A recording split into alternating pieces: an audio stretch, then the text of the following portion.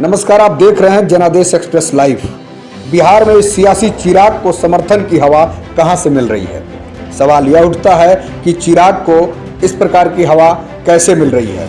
बिहार विधानसभा चुनाव 2020 में लोक जनशक्ति पार्टी की सीट की बड़ी डिमांड की वजह से एनडीए की सीट शेयरिंग का मुद्दा उलझा हुआ है।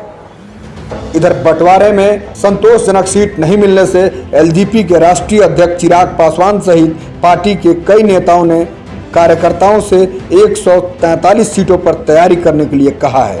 बड़ा सवाल यह है कि बिहार की सियासी चिराग को हवा कौन दे रहा है, क्योंकि चिराग की बगावत से चिराग से ज्यादा फायदा तो बीजेपी को होगा। चिराग सारी सीटों पर लड़ने की बात नहीं कर रहे हैं, वे तो उन ज्यादातर सीटों पर किस्मत आजमाएंगे जहां जेडीयू उम्मीदवार होंगे। मतलब ऐसी स्थिति में चुनाव के बाद बीजेपी के पास जेडीयू से ज्यादा जीती हुई सीटें हो सकती हैं और उस स्थिति में तो नैतिकता के आधार पर नीतीश कुमार वैसे ही मुख्यमंत्री बन जाएंगे। उस स्थिति में तो नैतिकता के आधार पर नीतीश कुमार कैसे मुख्यमंत्री बन पाएंगे, अर्थात बीजेपी का सीएम बनने की संभावना प्रबल हो जाएगी।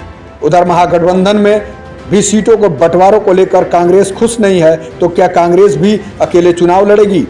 चिराग पासवान एनडीए में अपनी पार्टी के लिए सम्मानजनक सीटें चाहते हैं, लेकिन बीजेपी इसके लिए तैयार नहीं है और वे न तो अकेले चुनाव लड़ेंगे और न ही महागठबंधन के साथ जाएंगे। तो करेंगे क्या?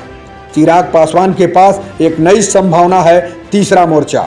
वे उपेंद्र कुशवाहा और मायावती की ओर से तैयार नए गठबंधन में शामिल हो सकते हैं।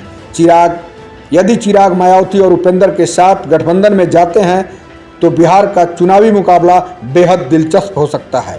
सियासी रस्साकसी का मतलब सबके लिए अलग अलग है। नीतीश कुमार को अपनी कुर्सी बचानी है, तेजस्वी यादव को मुख्यमंत्री बनना है, बीजेपी को राजनीतिक भविष्य संवारना है, कांग्रेस को अपनी खोई हुई राजनीतिक जमीन हासिल करनी है, चिराग पासवान को भी सीएम बनना है, तो कोई और नेता भी सत्ता के सपने देख रहा है।